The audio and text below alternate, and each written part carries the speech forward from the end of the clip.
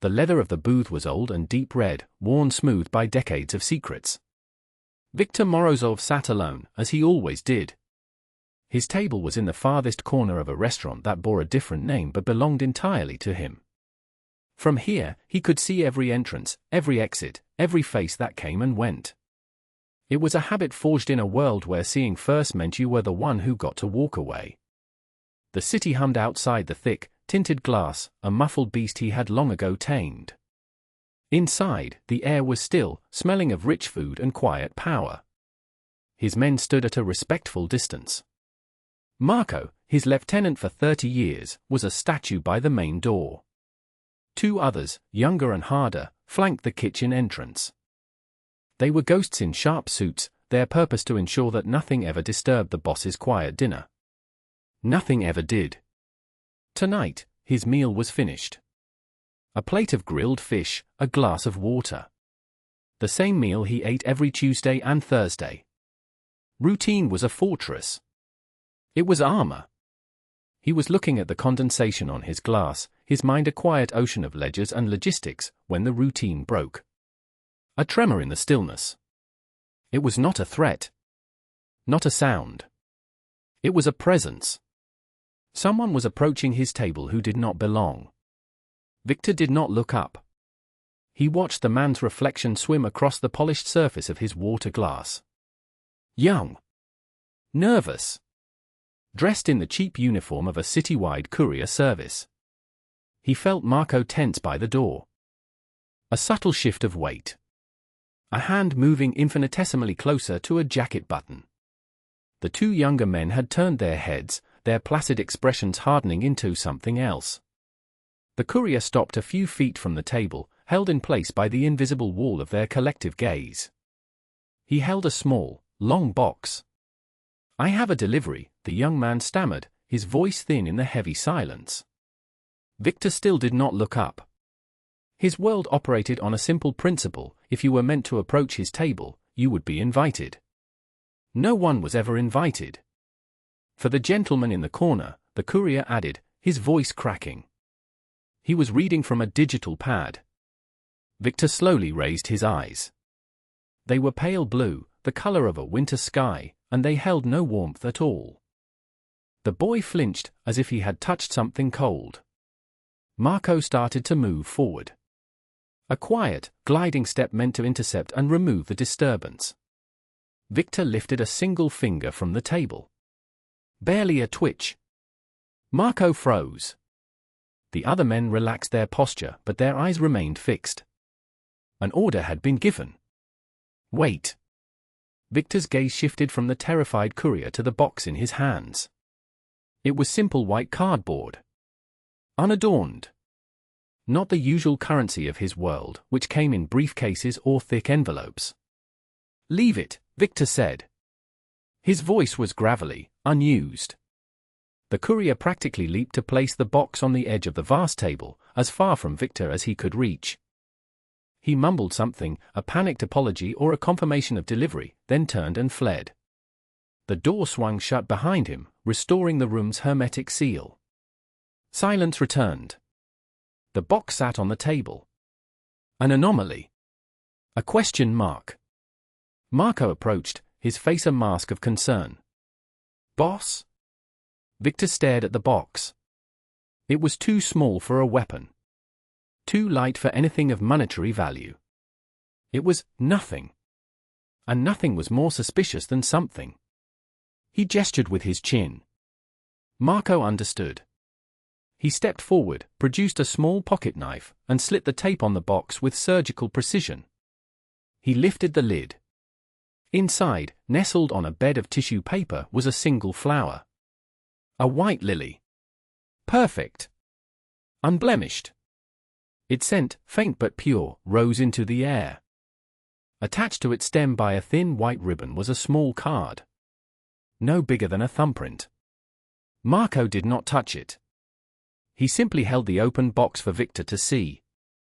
Viktor's face, a landscape carved by years of brutal control, did not change.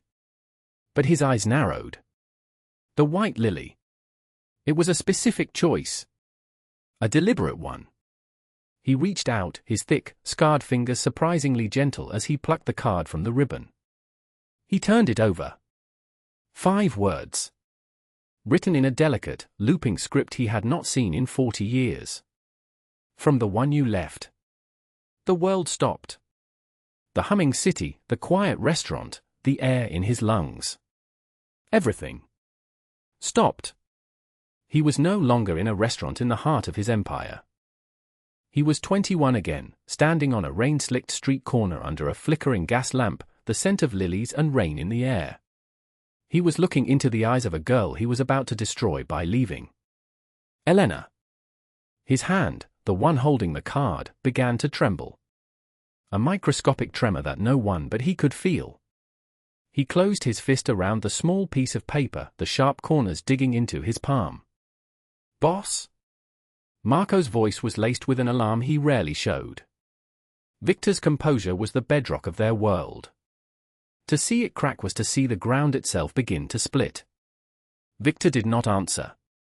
He just stared at the flower. Very still. Very still. He had buried her. He had buried that boy on the street corner. He had spent a lifetime piling dirt and concrete and bodies on top of that memory until it was nothing but a fossil, deep in the earth of his soul. And now, a single flower had dug it all up. Stay with me until the end, because what happens next is a testament to the fact that no matter how deep you bury the past, it always finds a way to bloom. If you're enjoying this story, please like this video, hit that subscribe button, and don't forget to comment and let us know where you're watching from. It helps us bring more stories like this to you. Now, let's get into it. Viktor Morozov was not a man given to nostalgia. Nostalgia was a vulnerability, a weak point for an enemy to exploit. His past was a sealed room, the key thrown into a river of blood and time. He had built his life on the foundation of that sealed room, constructing an empire of fear and respect that stretched across the city's underbelly and into its legitimate boardrooms. His name was spoken in whispers, a cautionary tale for those who thought power was a game. For Victor, it was survival. He was a principled man, in his own way. His code was simple, brutal, and absolute. You did not lie to him. You did not steal from him. And you did not, under any circumstances, bring harm to the innocent. This last rule was ironclad, enforced with a terrifying finality that even his most vicious rivals respected. It was a strange piece of morality in a life devoid of it, the last remnant of a boy who had once believed in such things. That boy had died on the same night he left Elena. He had been nothing then. A street tough with ambition that burned hotter than his fear. Elena was everything else. She was light and laughter and the smell of the bakery where her father worked. She was a world he could never belong to, a goodness he would only ever tarnish. He loved her with the desperate, all-consuming fire of youth. And so he had left her. He told himself it was to protect her. To keep the filth of his rising ambitions from touching her. He met her one last time, gave her a single white lily he'd stolen from a rich woman's garden, and told her he was leaving.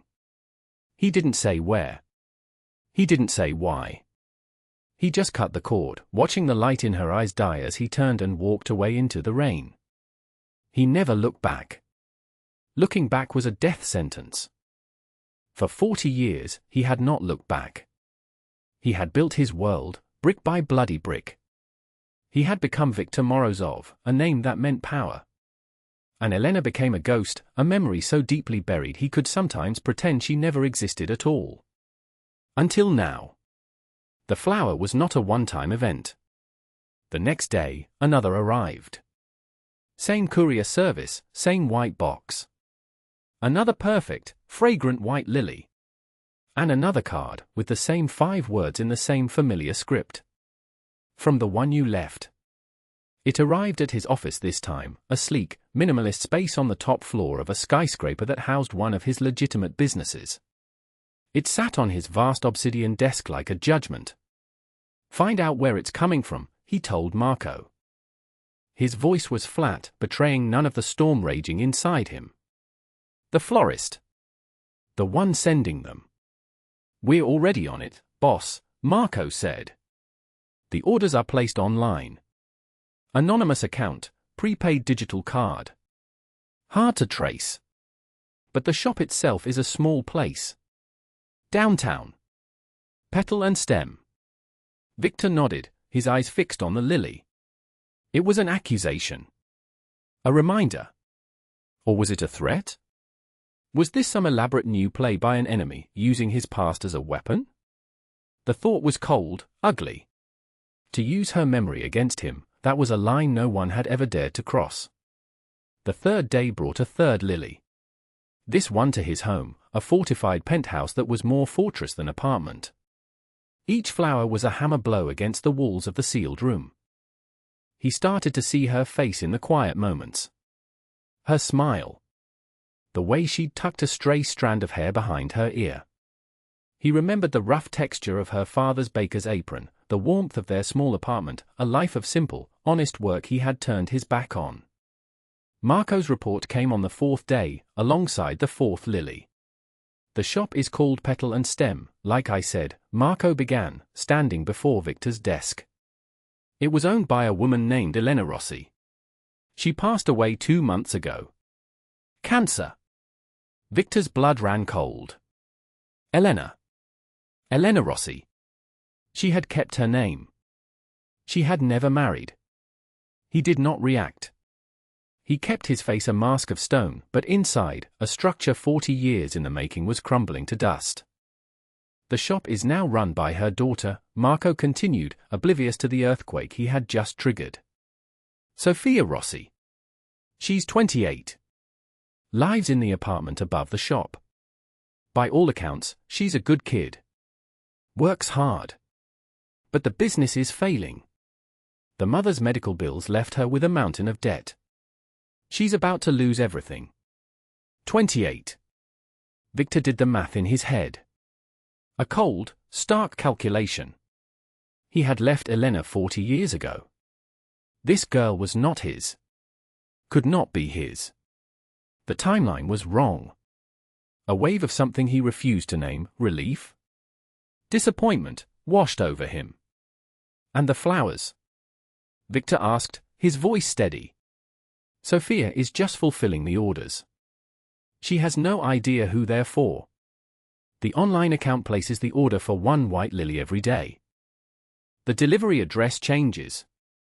Your restaurant, here, your home. It's a standing order.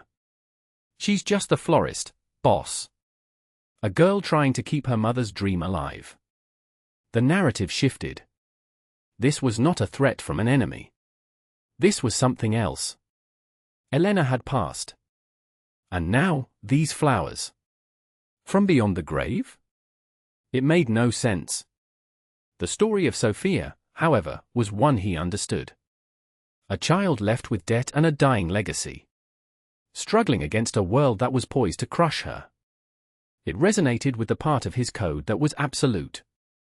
The protection of the vulnerable. Sophia Rossi worked until her fingers ached. The little shop was her entire world. It smelled of damp earth, of fresh-cut stems, and of her mother's memory. Every flower box, every ribbon spool, held an echo of her mother's hands. Her mother, Elena, had loved this place. She had called it her garden, a small patch of beauty in a grey, unforgiving city. Now, it was just a place of numbers that didn't add up. The stack of red-stamped envelopes on her small desk in the back room grew taller each week. The suppliers, the utility companies, the bank. And him. The man who had bought her mother's medical debt. Mr. Ricky. He had come by last week. A small man with slick-back hair and eyes like a rat's. He had smiled a smile that didn't touch his eyes and told her that his patience was wearing thin. He had picked up a delicate orchid, admired it, and then casually crushed its petals in his fist. A message. She lived in a state of quiet, constant fear. She worked from sunrise until long after sunset, taking any order, no matter how small. She ate cheap noodles and wore sweaters with frayed cuffs. She was drowning, but she did it silently, with a dignity she had inherited from her mother. The daily order for the single white lily was a strange bright spot. It was consistent. The payment always cleared. It was a small, steady trickle of income in a desert of debt. She never thought about who it was for, or who was sending it. It was just an order. Order number 734. One white lily. She would choose the most perfect one from her cooler each morning, wrap it carefully, and write out the delivery instructions. She never even looked at the attached message. It was a transaction. A small piece of driftwood to cling to. She had no idea that each flower she sent out was a ghost being delivered to the city's most feared man. She had no idea that her simple, daily work was cracking open a tomb, and that the man inside was starting to wake up. She was just a girl in a flower shop, trying to survive. Trying to honor a memory. The 5th lily arrived. The 6th. The 7th. A full week. Every day, the small white box appeared, an emissary from a world Victor had locked away. With each one, the ghost of Elena grew more solid. He found himself thinking not of the girl he left, but of the woman she must have become. A woman who ran a flower shop, who raised a daughter alone, who faced down a terminal illness. A woman of quiet strength. A strength he had abandoned her to find on her own. The guilt was a poison he had not allowed himself to feel in decades. It was sharp, acidic. He had told himself he left to protect her, but was that the whole truth? Or had he also left because he was a coward, afraid that her goodness would expose the darkness in him? He looked at the fresh lily on his desk. Its perfect white petals were a stark contrast to the black marble and chrome of his office. It didn't belong here. None of this did. The internal conflict was a war. One side was the man he had become, ruthless, disciplined, solitary. The man who knew that emotion was a liability. Looking back was a weakness. Engaging with this was a risk with no reward. It was a distraction from the constant, careful management of his empire. The other side was a voice he hadn't heard in 40 years. The voice of the boy on the street corner. A voice that whispered of regret, of a different path, a different life. A voice that was now fused with the story Marco had told him. A struggling girl. A dying dream. A legacy of love about to be extinguished by thugs and debt collectors. It was a violation of his code. Not the code of the underworld, but his own, deeper law. The one that commanded him to stand between the wolves and the lambs. He stared at the flower, and the war inside him ended. Not with a truce, but with a silent, total surrender. He made a choice. He would not send his men. He would not make a phone call. He would go himself. He needed to see her. This Sophia. This daughter of a ghost. He needed to see what remained of Elena in the world. The next afternoon, Viktor Morozov did something he hadn't done in 30 years. He walked, alone, down a street he did not own. He wore a simple dark coat and a flat cap, clothes he kept for reasons he didn't fully understand. The armor of anonymity. He found the shop easily. Petal and stem. The sign was faded, the green paint peeling. Through the large front window, he could see a jungle of green and color. It was exactly the kind of place Elena would have loved. He pushed the door open. A small bell chimed. The air inside was thick with life. It was humid, sweet. A stark contrast to the sterile, controlled environments he inhabited. And there she was. She was behind the counter, her back to him, carefully wrapping a bouquet of sunflowers. She was humming softly, a tune he didn't recognize. She had her mother's hair, a dark cascade of waves tied back messily. Then she turned. And Victor's breath caught in his chest. It was not a perfect resemblance. She was her own person. But the eyes, they were Elena's. The same deep, soulful brown. The same hint of sadness overlaid with a resilient warmth. The shape of her mouth, the way she tilted her head as she focused on her work. It was like looking at a memory made real. He stood there, a ghost in her doorway, and for a moment, he was completely lost. Sophia looked up and saw an old man standing by the door. He was just looking, a quiet, somber expression on his face. He seemed out of place, a piece of winter that had wandered into her small spring. "Can I help you?" she asked, her voice gentle. Victor took a step inside, the bell chiming again as the door closed behind him. He felt exposed. Vulnerable. He cleared his throat. "I'd like to buy some flowers." He walked slowly through the narrow aisles, pretending to look at the arrangements. But his eyes were on her. He watched her interact with another customer who came in, an elderly woman who was a regular. He saw the genuine smile she gave, the patience with which she listened. He saw the faint lines of worry around her eyes, the weariness in her shoulders that she tried to hide. He saw Elena's strength. Her goodness. He chose a small, simple pot of violets. He brought it to the counter. As she rang it up, her fingers moving over the old cash register, he saw a smudge of dirt on her cheek. He had the insane urge to reach out and wipe it away. "That'll be $12, she said, looking up at him with those eyes. He handed her a 50. "Keep it." She blinked, surprised. "Oh, no, I can't. I have change." "It's for the shop," he said, his voice softer than he intended. "It looks like you work very hard." Her expression shifted. A flicker of pride, of hurt. She pushed the bill back towards him. "Thank you, but I can't accept that. $12 is the price." Just like Elena. Proud. Unwilling to take a handout. He took the change she offered. As his fingers brushed hers, he felt a jolt, a connection that was both real and imagined. He looked down and saw the stack of red-stamped envelopes on the corner of her desk. He saw the name Rukia on the top one. He knew that name. A bottom feeder. A parasite who preyed on the weak. And he was preying on her. On Elena's daughter. A cold, clean rage settled over him. It was different from the hot anger of his youth. This was a glacial fury, slow-moving and unstoppable. He left the shop, the pot of violets feeling absurd in his large hand. He had seen what he needed to see. The resemblance. The spirit. The trouble. He sat in his car for a long time, parked a block away. He looked at the peeling paint on her sign, at the quiet dignity of her small world, and he felt a sense of purpose he hadn't felt since he was a young man fighting for his life on the streets.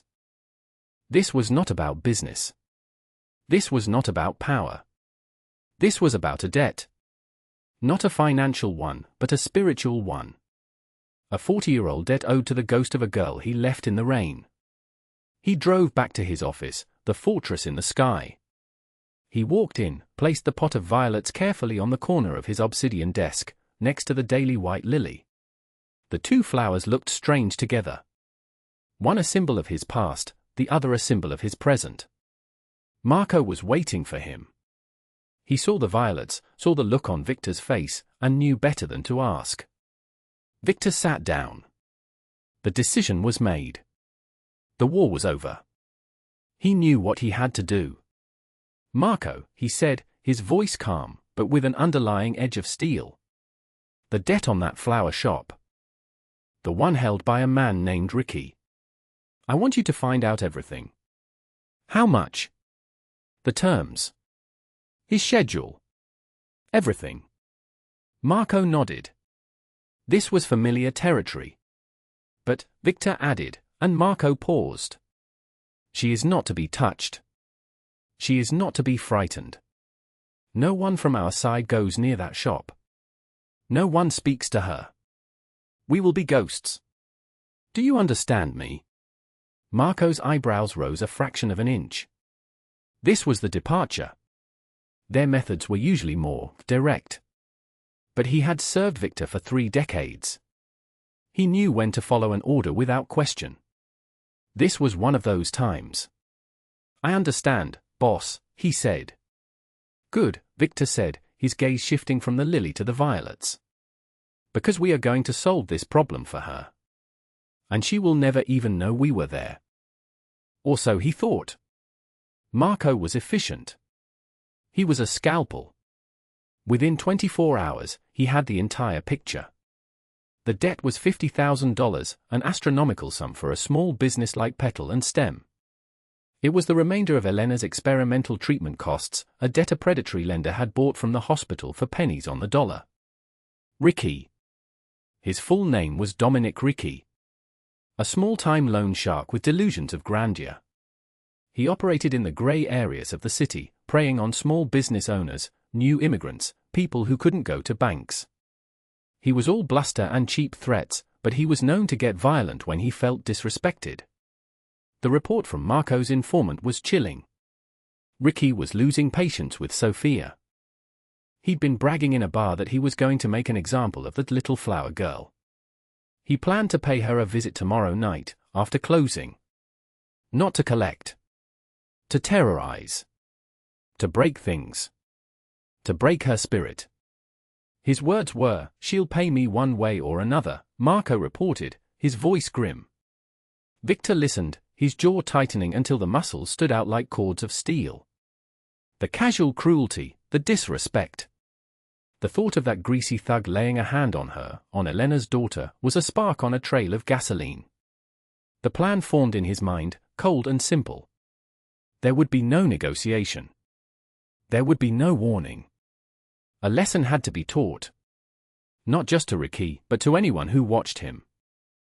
The message had to be clear: this shop, and the girl inside it, were off limits. Permanently. "What are your orders, boss?" Marco asked. Victor looked at the white lily on his desk. Its purity was a mockery of the world he lived in, and the violence he was about to unleash. "Tomorrow night," Victor said. "Find out what time he's planning to be there." 10 o'clock, Marco answered immediately. "We will be there at 9:30, Victor stated. "Just you and me. Leo and Stefan will wait in the car down the block. I don't want a crew. I don't want to spook her. This will be quiet." Marco was surprised. "Just us, boss?"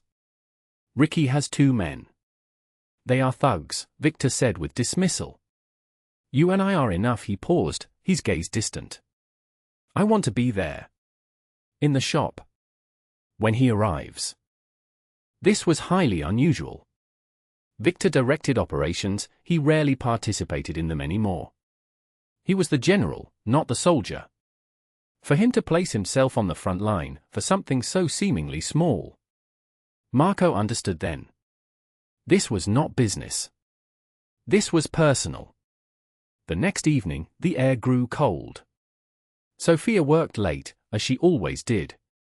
The streets outside her shop were emptying, the city's daytime bustle giving way to a nocturnal quiet.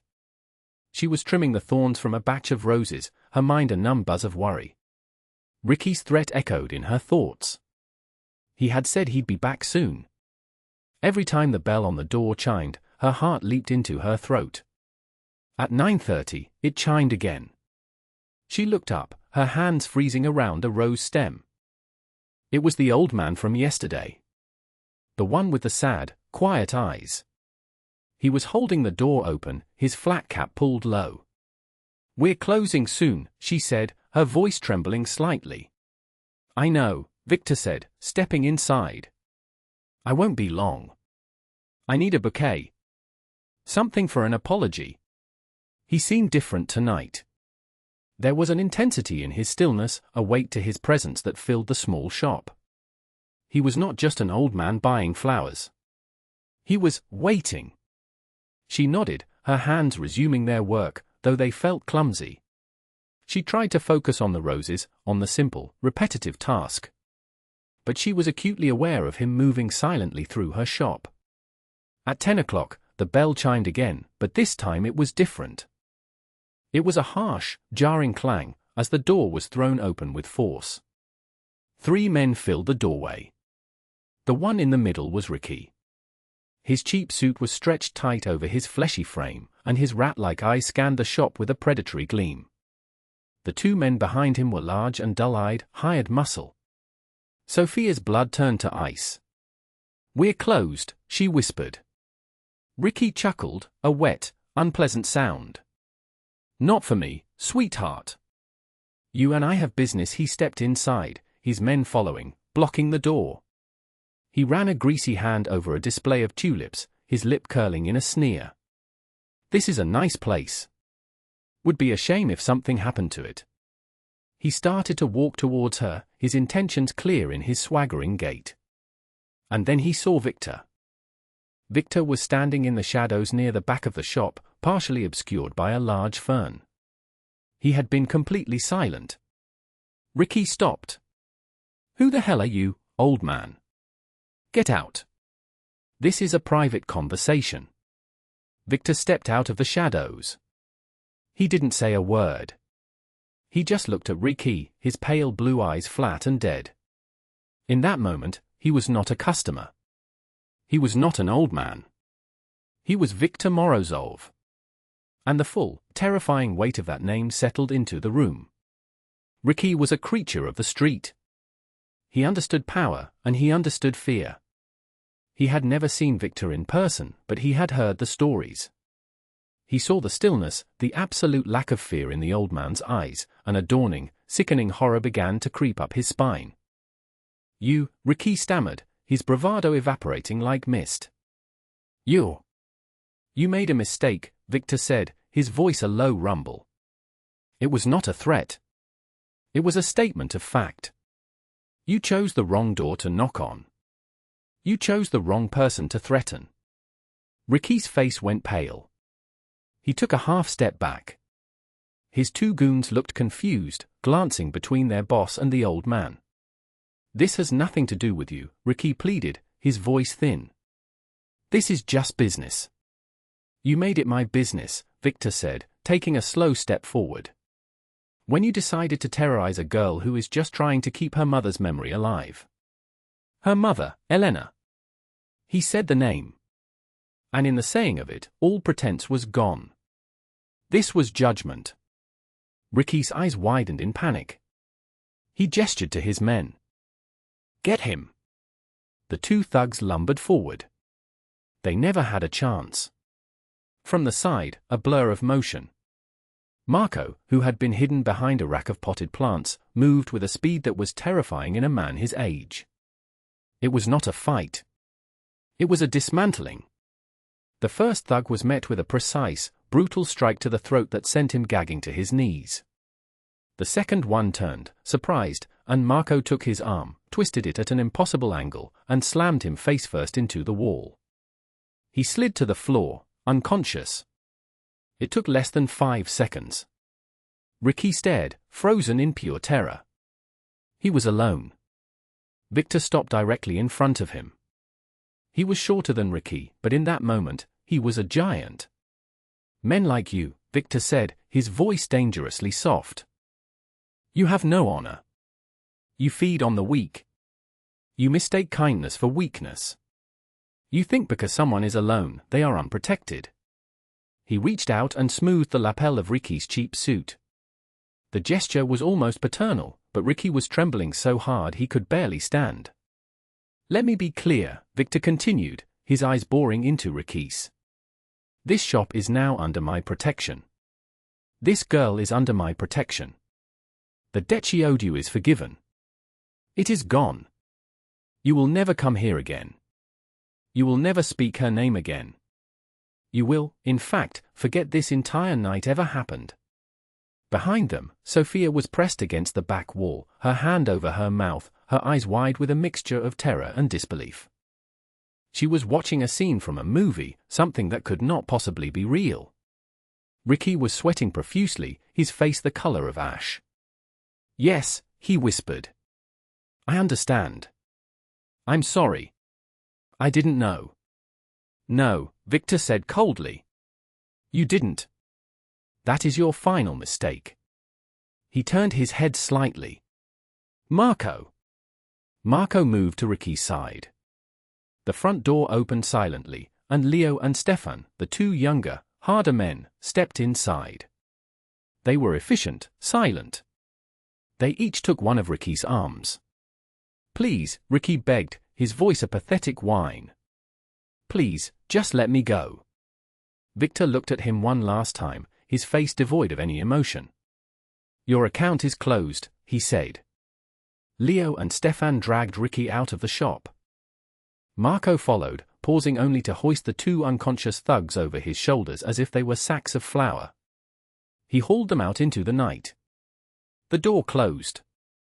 And there was silence. A profound, ringing silence, broken only by Sophia's ragged breathing. The shop was a mess. Overturned pots, spilled dirt, crushed flowers. A scene of violence. But the threat was gone. Victor stood in the middle of it all, his back to her. He seemed to shrink, the terrifying aura of power receding, leaving only the old man in the flat cap. He bent down slowly and picked up a single white rose that had been trampled on the floor. He turned to face her. His expression was no longer cold. It was weary. Sad. Sophia stared at him, her mind unable to process what she had just witnessed.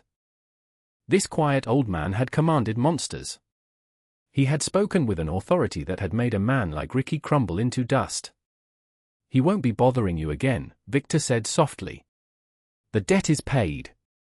She could only shake her head, trying to find her voice. Who are you? Victor walked over to the counter and placed the damaged rose gently upon it. I'm a man who owed your mother a debt. I'm just paying it back. The mention of her mother cut through her fear. You knew my mother? You knew Elena? He nodded, his eyes avoiding hers. A long time ago. She was a good person. Tears welled in Sophia's eyes, a mix of relief, fear, and confusion. Thank you, she whispered. It felt like such a small, inadequate word. I don't have any money to pay you for this. You don't owe me anything, he said. He gestured vaguely at the shop. Your mother's shop is safe. That is all that matters. He looked around at the damage. I'll send some people to clean this up. It will be good as new by morning. Sophia finally found her legs. She took a hesitant step towards him. She looked at this man, who was both terrifying and kind, a walking contradiction. He had used darkness to protect her light. But what you did, she said, her voice barely audible. The way you handled them. Are you a bad man? It was a child's question. A question of black and white in a world he had only ever known as grey. Victor looked at her, and for the first time in 40 years, he let the mask slip completely. She saw the immense weight of his life in his eyes. The regret. The loneliness. I have been, he said, his voice thick with an emotion he had long since buried. For a very long time. But tonight, you gave me the chance to be something else. He reached into his coat and pulled out a simple, stark white business card. There was no name on it, no company. Just a single phone number. He held it out to her. If you ever need anything. Anything at all. You call this number. You will always be protected. She took the card, her fingers brushing his. His hand was warm and surprisingly steady. He tipped his head in a gesture that was almost a bow, a sign of respect from a man who bowed to no one.